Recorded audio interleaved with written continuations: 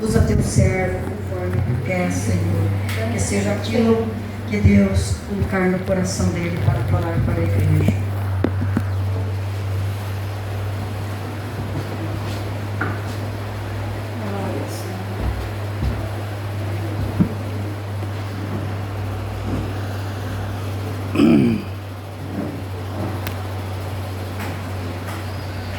Paz, Senhor Jesus, igreja. A palavra diz, né? Há tempo para todas as coisas.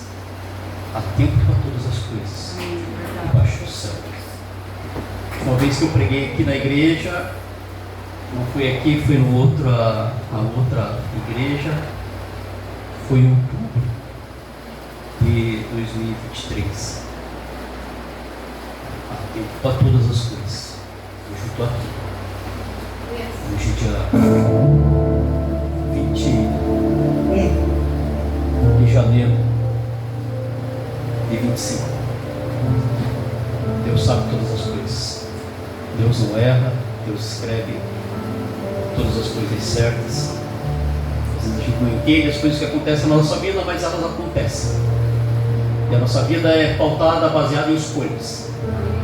E as escolhas que nós temos na nossa vida, elas vão determinar quem a gente é, quem a gente faz, o que a gente tem. É por o Senhor tem que estar aqui hoje. Na verdade, não estava em escala, mas por algumas situações eu estou aqui hoje. E Deus sabe todas as coisas. Porque há tempo para todas as coisas. Em nome do Senhor Jesus. E eu sinto o peso nos meus ombros da responsabilidade de eu estar aqui. Talvez vocês algum dia já fizeram entrevista de emprego ou algo nesse sentido, que está na iminência de você começar a trabalhar e você, puxa, será que eu não queria ir? Está tão bom ficar em casa, porque vai te dando aquela ansiedade, você vai tendo aquelas sensações, né? E é o que eu estou sentindo agora. Eu já falei em oportunidades em formaturas para mais de 1000 pessoas. E o mesmo frio que eu sentia lá, eu estou sentindo aqui. Eu sinto o peso não como um fardo, mas pela responsabilidade, porque até agora no culto, tudo que a gente fez agora, no culto, foi para levar daqui para o céu.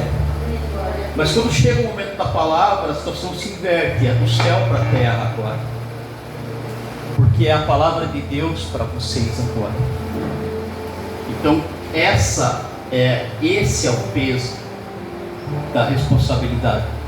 Estar aqui para pregar, para trazer algo do céu, para que venha de encontro com as necessidades de vocês, com as intenções de vocês, e que acima de tudo, que a palavra que seja dita aqui encontre morada no coração de vocês, encontre caminho no coração de vocês, lugar no coração de vocês. Essa é a minha oração. No sábado eu fiz alguns contatos com alguns jovens e falei acerca da necessidade deles estarem aqui hoje, porque a palavra ela vai ser de certa forma direcionada para jovens, embora ela caiba para todos. Talvez não sejamos jovens em idade, mas temos um espírito jovem. E como eu falei há pouco, as nossas decisões, elas vão definir os nossos destinos. Então, jovens e não jovens, essa palavra vai ser muito útil, desde que a gente coloque em prática. Porque a palavra diz que todos os ensinamentos, eles se tornam nulos se você não praticar. Se você viver só na teoria, não basta, você tem que praticar aquilo que você aprendeu. Isso é básico. O Evangelho é isso. Falava eu com a pastora também há alguns dias acerca de algumas necessidades que nós enquanto igreja temos, e uma das conversas foi no sentido de reavivarmos ou reativarmos ou trazermos outra vez em funcionamento na nossa igreja o estudo bíblico. E eu até me prontifiquei que faço à frente e me responsabilizo por isso. Para que a gente, de repente, uma vez no mês, ou duas vezes, uma vez a cada 15 dias, né, 2 vezes ao mês, para que a gente retorne com essa necessidade de aprender. Porque não é porque eu sei mais do que os outros, não. Um bom aprendente, um bom ensinante é, antes de tudo, um bom aprendente. A mesma forma que eu vou estar ensinando, eu vou estar aprendendo. É uma via de mão dupla. E é importante, principalmente para jovens, irmãozinho Guilherme lá, né, que vai se batizar agora, Camille, as amiguinhas ali, os jovens que estão aqui. É importante a gente saber acerca da Bíblia, entender toda essa estrutura, saber como que ela foi escrita, quem escreveu. A gente sabe que teve um autor, que foi Deus, mas ele usou vários escritores com personalidades diferentes e colocaram aqui o que Deus mandou segundo a sua personalidade. Então você tem vários textos ali de séculos diferentes, de lugares, continentes diferentes, e a gente tem que entender isso daqui, saber toda essa estrutura. E o estudo bíblico vem nessa direção, da gente entender, da gente aprender acerca dos livros históricos, dos livros proféticos, dos livros de sabedoria, dos livros poéticos, todos os livros, toda a estrutura. Por que eu digo que é importante que a gente se faça isso? Porque tem uma passagem na Bíblia que vai falar de um apóstolo de Cristo chamado Filipe. Isso vai estar lá em Atos capítulo 8. Atos capítulo 8, do versículo 26 até o 40. Filipe, ele está dormindo e de repente ele acorda. A palavra diz que o anjo do Senhor acorda ele. Na origem, no texto original, vai dizer um anjo do Senhor. Há um certo consenso dos historiadores que dizem que esse um anjo era o próprio Jesus. E ele vai acordar Filipe. Filipe estava cansado, Filipe estava em Samaria, convertendo pessoas, pregando o Evangelho, batizando. E Samaria estava prosperando. Ministérios, igrejas estavam sendo abertas lá.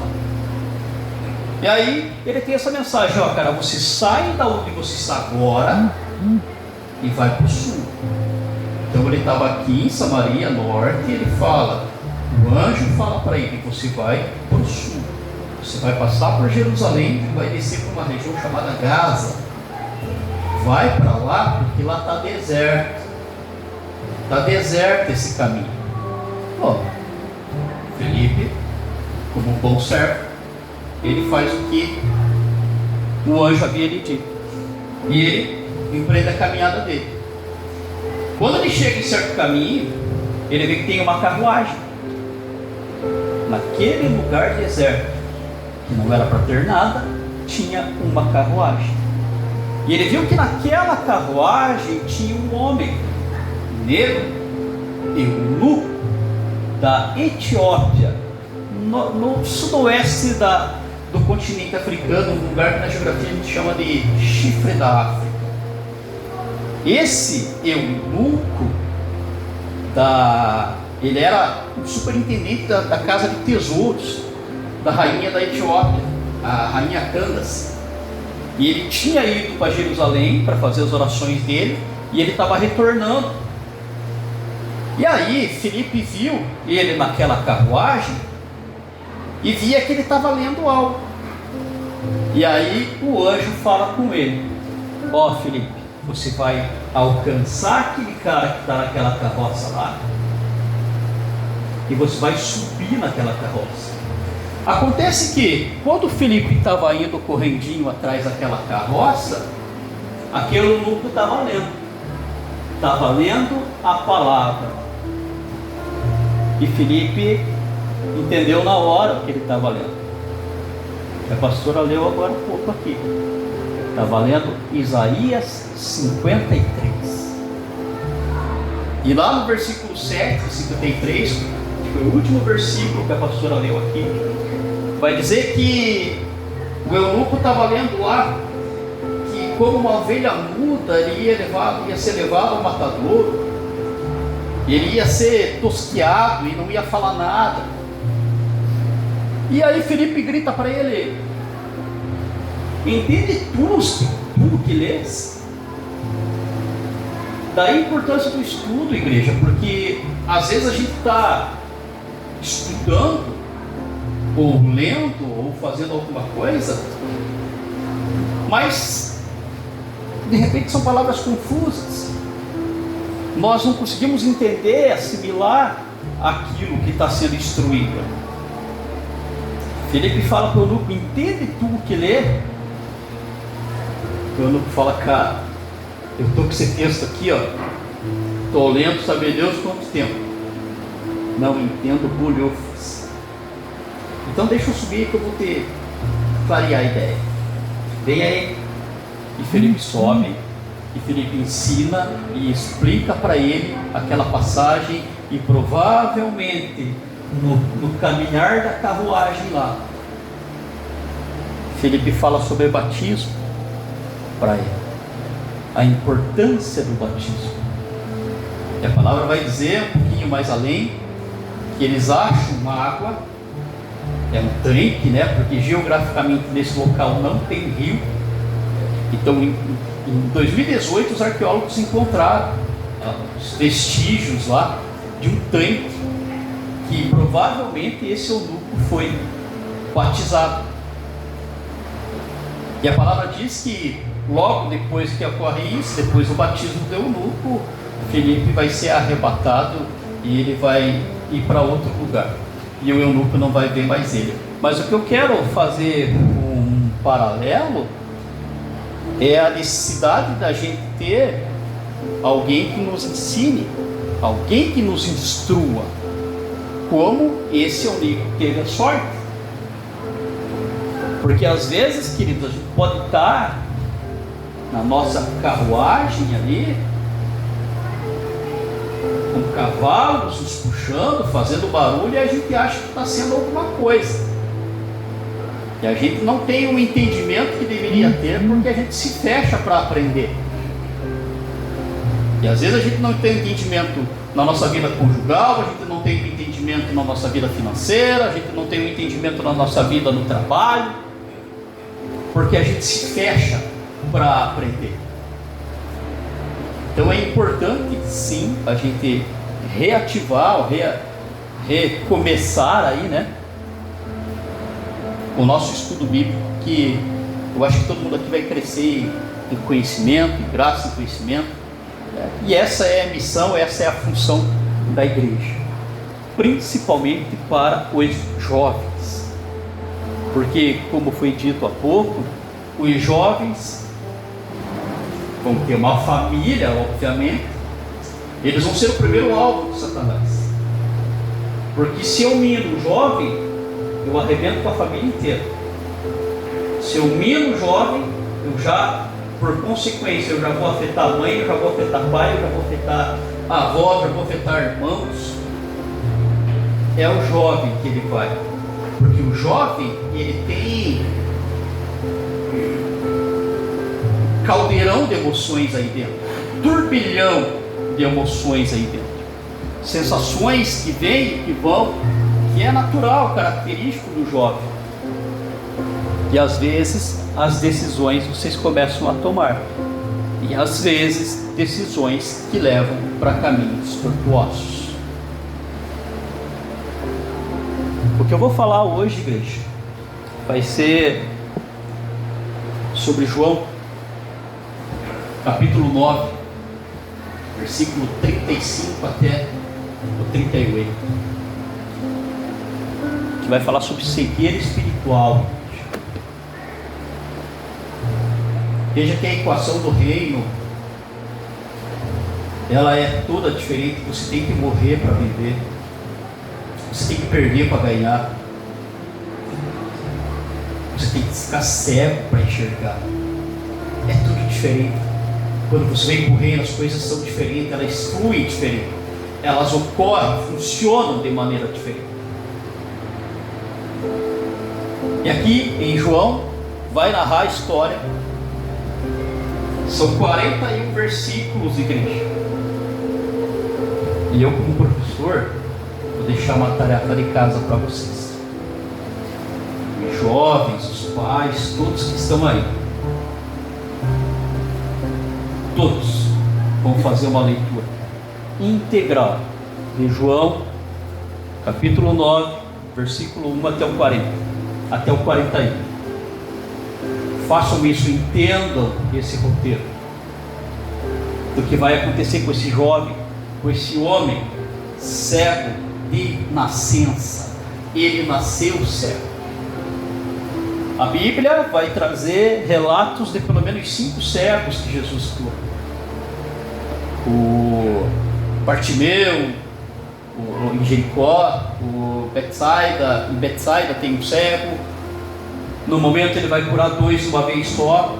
E aí esse daqui de nascença, 5 cegos, com propósitos diferentes. Claro, é relatado 5 cegos, mas provavelmente foram muito mais, porque a Bíblia diz que se fosse para colocar tudo que Jesus fez de milagres, faltaria espaço. Se fosse para colocar tudo que Jesus fez, faltaria material para registrar tudo isso.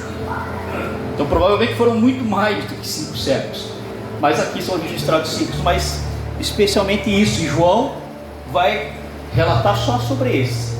Os outros cegos vão estar nos outros evangelhos, Mateus, Marcos, Lucas, mas João vai relatar só isso daí.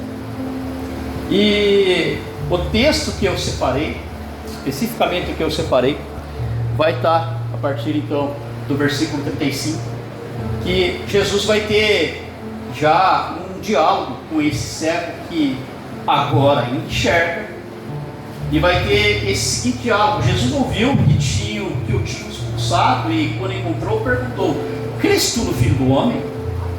Perguntou o homem: quem é ele, Senhor, para que eu nele creia? Jesus disse: tu já o viste, e é aquele que fala contigo. Disse o homem: creio, Senhor, e o adorou. Vamos contextualizar esse capítulo. Aqui ele está sendo expulso, mas expulso da onde? A gente já vai chegar lá. Se vocês estão com a Bíblia de vocês aberta, vão acompanhando ali. Eu vou fazer rapidamente, vou passando nos versículos aí. Primeira coisa que vai ter ali no versículo 1, ele vai falar do encontro de Jesus com esse cego de nascença. Veja, se você também, posso aumentar a tarefa de vocês? Sim. Vocês vão chegar em casa e vão ler o capítulo 8 também. Ler o capítulo 8 inteiro e depois ler o capítulo 9 inteiro. Façam isso, por favor. Façam isso. Capítulo 8 é aquele momento que Jesus ele desce dos Montes das Oliveiras, onde ele tinha o costume de orar, e ele desce e ele vai no templo. Lá no templo, isso no capítulo 8, tem aquela mulher que eles vão apedrejar. Aí Jesus vem e dá no meio dos fariseus. Jesus ali com toda a paciência do mundo, escrevendo com o dedo no chão, fala: ó, aquele que não tem pecado, então pode atirar a primeira pedra nessa mulher aí. E todos aqueles mestres da lei, aquelas pessoas que já estavam com pedra pronta para jogar na mulher, não sabiam o que fazer, porque Jesus quebrou eles no meio. E aí, depois disso, Jesus vai passar por uma séria discussão com os fariseus, com os judeus, ao passo de que no último capítulo, no último versículo ali do capítulo 8, há uma discussão sobre Abraão. E os fariseus, os judeus, falavam que não, a gente crê só em Abraão. E aí Jesus fala para eles: cara, antes de Abraão nascer eu sou. Antes de Abraão existia, eu já era. Aí os caras pegam pedra e querem macetar Jesus, e querem apedrejar Jesus. E Jesus sai apertado, às escondidas. A palavra diz ele sai. E aí a gente entra no capítulo 9. Ele vai para um outro lugar e eles estão andando. E de repente tem um cara ali, um mendigo, cego de nascença. O Bíblia não fala a idade, mas quero crer que não seja tão velho, de repente uma meia idade, de repente uns 30 anos ou menos, 20 e tantos anos talvez. E aí os discípulos chegam, mestre, quem que pecou para esse cara estar aí desse jeito moribundo do céu? Quem pecou? Foi os pais dele, o pai, a mãe, ou ele mesmo que pecou? Jesus fala, cara, nem o pai, nem a mãe, nem ele que pecou. Jesus vai falar assim, lá no versículo 3, nem ele nem seus pais pecaram, mas isso aconteceu para que se manifestassem nele as obras de Deus. E aí Jesus vai falar, ali no versículo 5, enquanto eu estou no mundo, eu sou a luz do mundo. Deixa eu falar uma coisa para vocês, jovens, para vocês que aceitaram Jesus, para aqueles que ainda têm esse desejo, para vocês que já se batizaram, todos aqui, vocês carregam uma luz, vocês têm uma luz, e essa luz ilumina, e onde há luz não há trevas, mas essa luz, ela desperta a ira de Satanás. Então, onde vocês estarem, vocês vão perceber que vocês serão o incômodo do local, porque vocês estarão fazendo a diferença. Vós sois a luz do mundo. Mateus 5, Jesus vai falar, sabe? Deixa eu falar para vocês, jovens. Mateus 5 vai falar.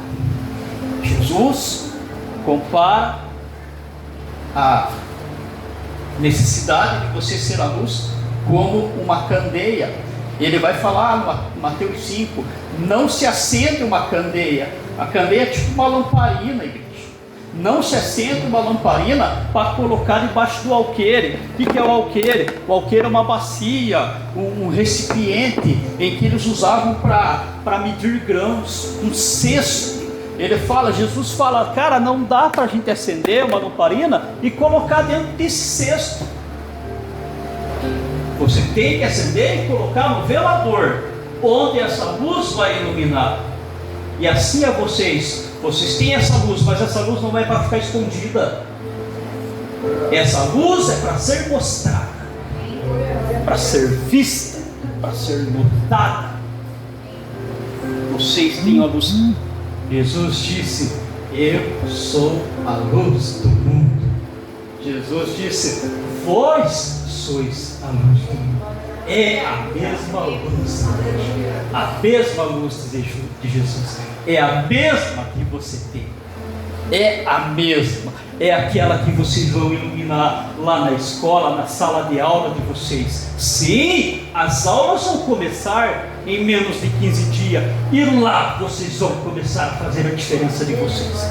É lá, na sala de aula. E sabe o que? Os professores virão, os colegas dizem, mas o que está acontecendo com você? Como aconteceu com esse jovem aqui, com esse cego? A Bíblia vai falar que esse cego ele é curado. E de repente as pessoas dizem, cara, não é aquele mendigo lá, cego, que estava pedindo coisa. Esse cara está olhando agora, está vendo? Assim, algo errado não está certo. Vamos investigar isso daqui. Vem cá, ô cego. Vem cá, explica o que aconteceu. Como é que você está enxergando? Ah, não sei. Tem um cara aqui chamado Jesus. Tem um cara aqui chamado Jesus.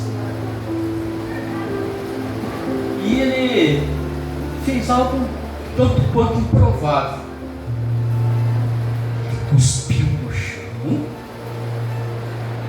Ele pegou e misturou terra com a saliva, passou nos meus olhos. E depois disso ele me pediu, vai, não tem que isso é, e quer dizer o escolhido, o enviado, escolhido, enviado, não lembro, tanque de Siloé, não sei, vocês vão ler lá e vão entender. Enviado, vai lá e lava teus olhos, e ele volta enxergando, uma forma improvável. Os fariseus olhavam, cara, tá, mas você está fazendo isso no sábado, cara. Eles levavam tão a sério o sábado que até para fazer comida, os fariseus, quando eles iam misturar, eles iam colocar água com de repente alguns grãos para fazer pão ou algo nesse sentido, eles não misturavam. Era terminantemente proibido fazer qualquer tipo de mistura no dia de sábado.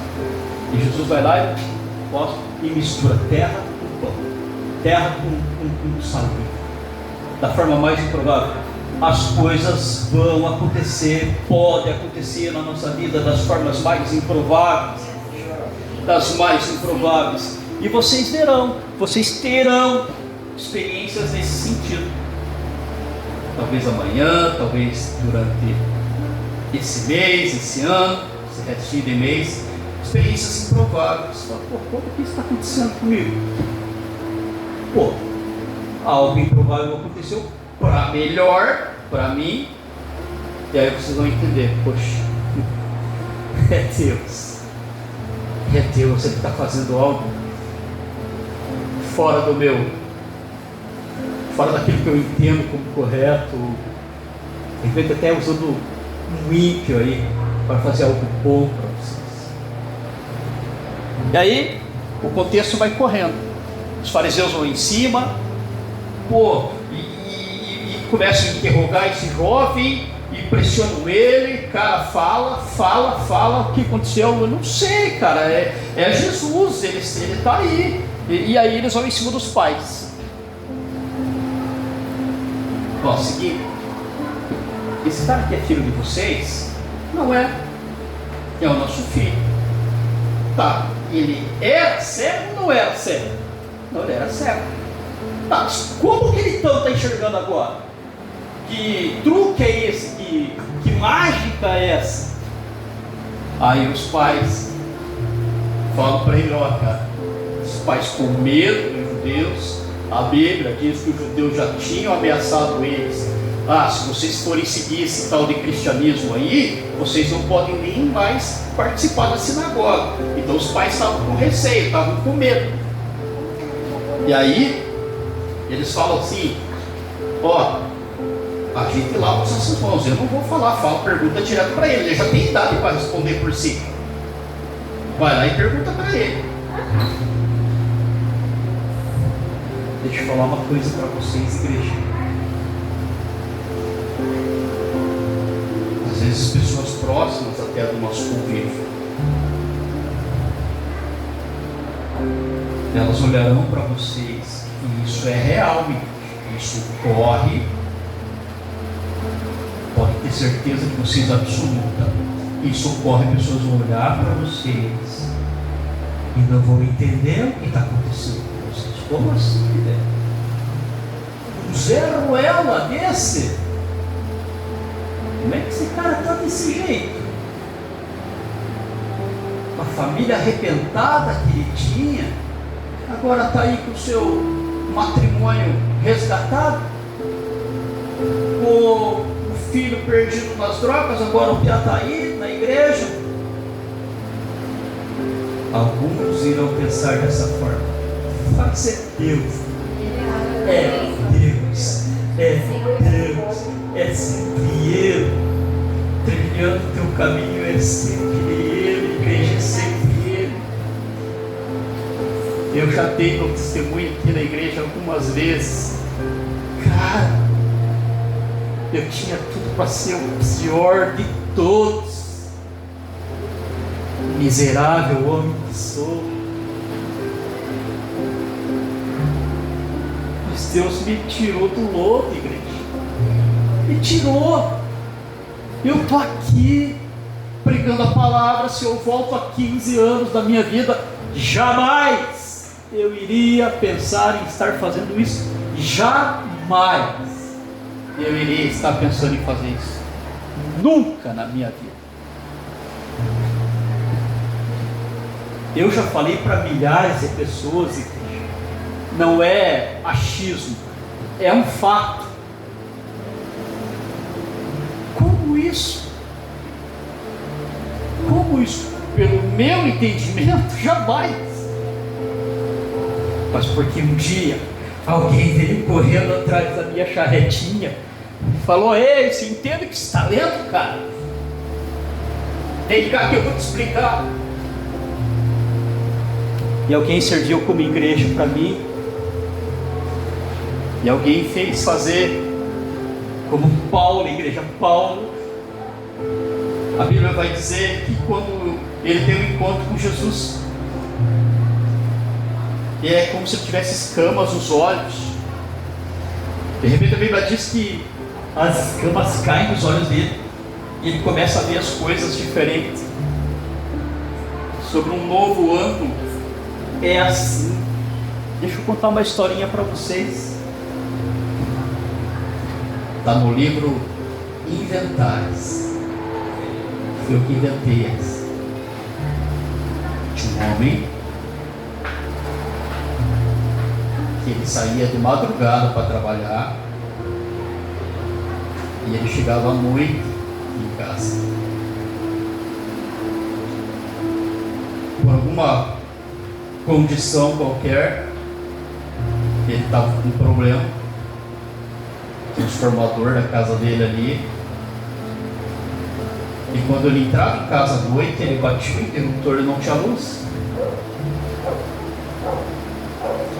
E na madrugada daquele dia ele saía para trabalhar, e chegava o outro dia à noite, batia o interruptor e não tinha luz, e aquilo começou a se viver uma rotina, sem luz. Um belo dia, um vizinho, isso está no livro Inventários, eu estou inventando. Um belo dia, um vizinho moveu-se de compaixão. Meu Deus, esse homem só vive no escuro. Ele vai lá e arruma alguma fiação ali. E aquele homem chega à noite em casa, ele bate no interruptor, acende a luz da casa, e ele olha o tamanho da bagunça que ele estava vivendo, as coisas bagunçadas. E é assim na nossa vida, igreja. Quando nós temos os nossos olhos abertos, a gente começa a ver tudo aquilo de errado que nós fazemos, os caminhos que a gente faz ou fazia. É mais ou menos nesse sentido, quando a gente tem essa nova percepção, esse novo olhar. A Bíblia vai continuar, vai dizer, vai falar que ele vai ser interrogado, os pais vão ser interrogados, e aí vai chegar o momento em que vão expulsar esse menino. Cara, ó, sai daqui. Você acha que você é um pecador? O menino, o cego, fala para eles: ó, eu acho que é melhor vocês se converterem. Convertam-se aí para esse homem chamado Jesus, porque ele é profeta. Aí eles vão e falam para o menino: cara, você, um pecador, vai querer ensinar a gente? Saia daqui. E aí eles expulsam o menino. E aí a gente chega nesse versículo aí do 38. E aí Jesus vai dizer, vai conversar com ele e vai perguntar: cara, você crê? Você crê? Crês tu no Filho do Homem? E aí ele retruca: mas quem é esse Filho do Homem? E aí Jesus fala para ele: sou eu que estou falando com você. Sabe, igreja, Jesus ele está falando conosco, igreja. Ele diz que é tempo de nós nos endireitarmos, é tempo de nós trilharmos um novo caminho com Ele, só com Ele, porque todos os outros caminhos são atalho, igreja. Todos os outros caminhos são atalho, e atalho acelera o processo. E tempo é o processo do propósito. Tem coisas que ocorrem na nossa vida que demandam tempo. Tem coisas que vão acontecer na nossa vida quando nós tivermos estrutura para que elas aconteçam. Antes não irão acontecer.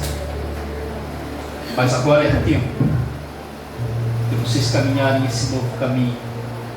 Jesus, Ele está aqui hoje, da forma mais improvável, para tirar a cegueira daquele que porventura esteja cego.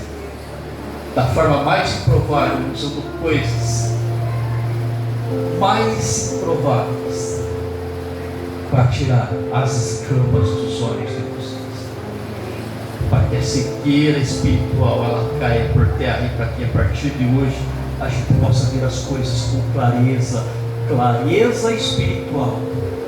Deixa eu falar uma coisa para vocês. A 10 centímetros da frente de vocês aqui, ó, nós não vemos com os nossos olhos carnais, mas está ocorrendo uma batalha espiritual agora. Tem anjos e demônios agora lutando pela sua vida. E você sabe que você é espírito. E o espírito ele vai caminhar para quem está ganhando. A nossa alma caminha para quem está ganhando. Se a minha carne está vencendo, a minha alma está com a carne. Se o meu espírito está vencendo, a minha alma está com o espírito. O que eu faço, o que eu consumo durante o meu dia, o que eu falo, o que eu vejo, o que eu penso durante o meu dia.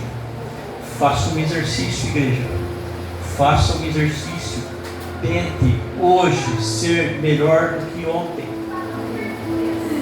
Tente amanhã ser melhor do que hoje. Um exercício é fácil? Claro que não. Você é pecador, você é imperfeito, mas isso não anula a tentativa de você fazer. Você tem que ir atrás, você tem que melhorar. Você é cristão, você tem um modelo, você tem um exemplo. Eu sou o caminho, a verdade e a vida. Ninguém vai ao Pai a não ser por mim. Ninguém. Igreja, a palavra diz: se você não guarda a mensagem dele no seu coração, Satanás vem e rouba na mesma hora. A palavra diz isso. Vem e rouba na mesma hora. A minha oração é que tudo que foi dito aqui encontre espaço no coração de vocês aí. Permitam-se serem curados da cegueira. Permitam-se enxergar com os olhos da fé, para que as coisas fluam na nossa vida. Igreja, deixa eu falar um negócio para vocês aqui, ó. Diante de Deus. Ó, não é falácia, não é revelação, não sei, é uma certeza. É uma certeza. Ó, janeiro, ó, julho, escrevam isso, quando está gravado, estou gravando. Julho, até julho teremos testemunhos aqui. Até julho teremos testemunhos aqui. Pessoas que vão viver o extraordinário de Deus. Até julho terão pessoas que vão vir falar aqui. Meu Deus, o que é isso? Olha onde eu estava. Olha onde eu estou. Acolha, guarde essa palavra em nome do Senhor Jesus. Aplauda Jesus e deixa.